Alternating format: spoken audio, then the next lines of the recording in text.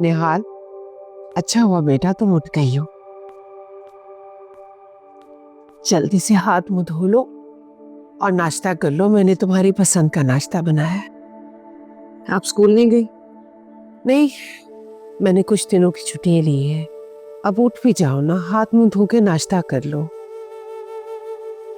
अपने लिए नहीं, अपनी आने वाली औलाद के लिए तो तुम्हें अपना ख्याल रखना है ना बेटा।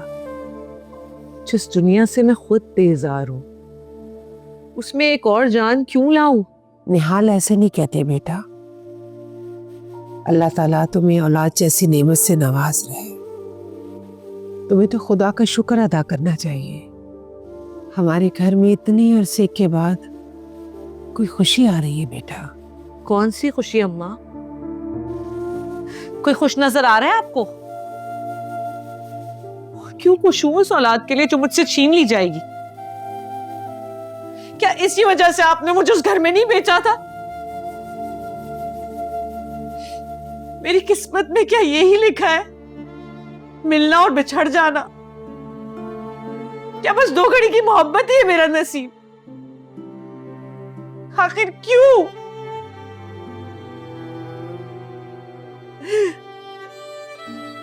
ये बच्चा 9 महीने मेरा हिस्सा रहेगा। इसकी एक एक हरकत, एक एक धड़कन को मैं महसूस करूंगी, और उसके बाद जब इससे मिलने का वक्त आएगा तो मुझसे छीन लिया जाएगा। मेरी मोहब्बत मुझसे एक बार फिर छीन ली जाएगी अम्मा। तो फिर क्यों खुश हूं? क्यों ना पहले से गम मना लूं? मुझे कोई खुशी नहीं मिली है अम्मा, सिर्फ गम मिला है। उम्र भर का दुख और कुछ भी नहीं। औलाद तो माँ को हिम्मत देती है बेटा। अभी शायद तुम्हारे अंदर ममता नहीं जागी है बेटा। अगर ममता जाग गई ना तो फिर तुम अपनी औलाद किसी के हवाले नहीं करोगी। आपको लगता है मैं अकेली उनका सामना कर पाऊंगी? अगर सामना करने की हिम्मत होती तो मैं आज यहाँ इस हाल में नहीं होती अम्मा। तुम्हें क्या लगता है मेरे अंदर हिम्मत कहां से आई है? तुम्हारी वजह से बेटा। तुम्हारे बाप के साथ जो मैंने इतने साल गुजारे हैं, कैसे गुजारे हैं? क्योंकि तुम मेरे साथ थी। मैं हर दुख, हर खुशी तुम्हारी खातिर बर्दाश्त करती थी, सिर्फ तुम्हारी खातिर। अगर मेरी बात मानो ना बेटा, तुम साईं को खुद फोन करके ना ये खुशखबरी सुनाओ। करो ना उसे फोन। नहीं अम्मा,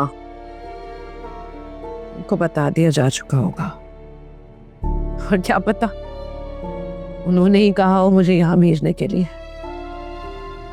नहीं बेटा, साईं ऐसे नहीं है। साईं तो दूसरों का दुख बांटते हैं। वो अपनी होने वाली औलाद की माँ से ऐसा कुछ नहीं कर सकते। लेकिन अम्मा, उन्होंने भी तो शादी इसीलिए की थी।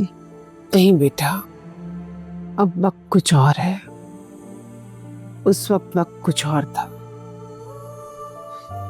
मैं फूल लेकर आती हूँ, तुम साईं को खुद खुशखबरी सुनाओ बेटा।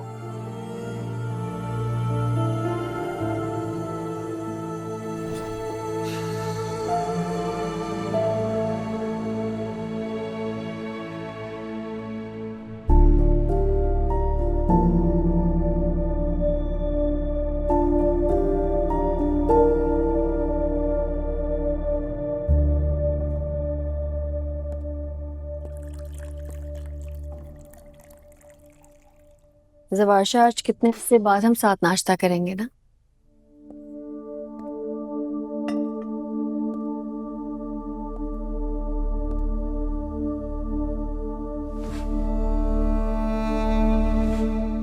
पहले की तरह तो कुछ नहीं रहा। क्यों ज़वाशा? मैं तो अभी भी आपकी बीवी हूँ। तुम्हें ये याद क्यों दिलाना पड़ रहा है कि तुम मेरी बीवी हो?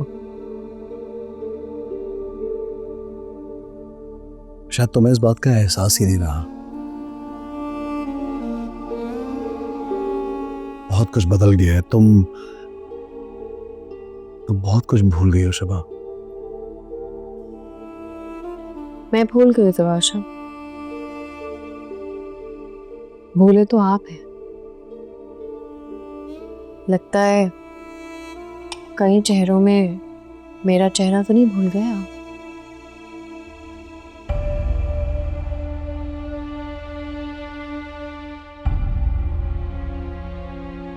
तुम जानती हो शबा, मैं समझता था कि तुम एक बहुत मजबूत लड़की हो,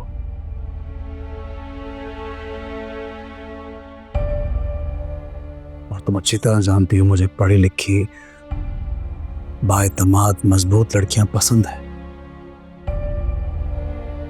जबकि हमारे माशरे में इसके बरक्स है। और मैं उन मर्दों में से हूं जो अपनी बीवियों पे फख्र करते हैं कि वो पढ़ी लिखी मजबूत खवातीन हैं।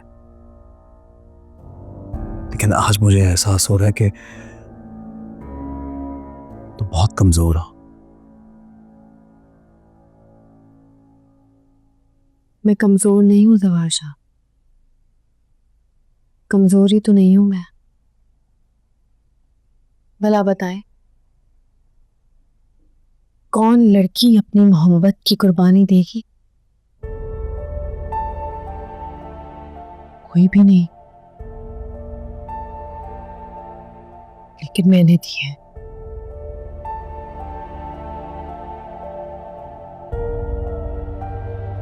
मैं सब कुछ हो सकती हूँ लेकिन कमजोर नहीं।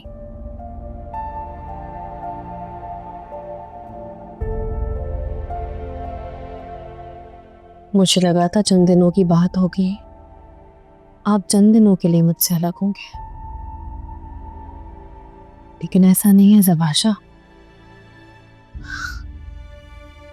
मैंने तो अपना घर ही कुर्बान कर दिया। मैं वही हूं ज़बाशा, जो आपका सहारा है, जिसके कंधे पे सर रखकर आप आराम करते हैं। हाँ, बहुत मुश्किलें थी, लेकिन ज़बाशा अब सब ठीक होने वाला है। हमारे दरमियान जो कमी थी वो भी पूरी होने वाली है।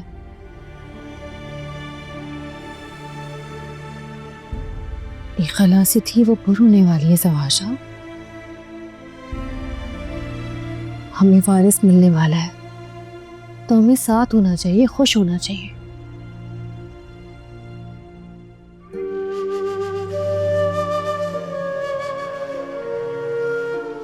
और मैं आपसे वादा करती हूँ कि मैं निहाल का अच्छे से अच्छे हॉस्पिटल में इलाज करवाऊंगी।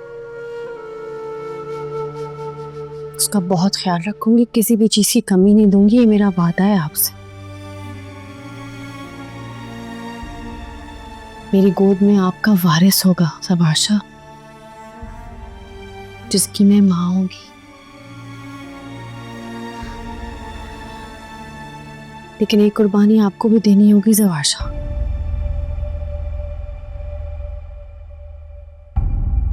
उस लड़की को यहाँ लाने की इज्जत छोड़ दें। अब आप नहीं कहेंगे कि वो यहाँ आएगी।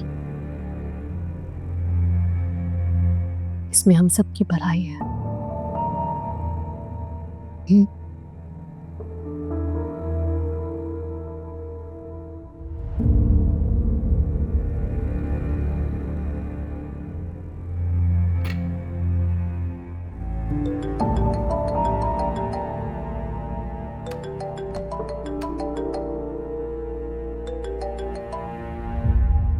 हेलो।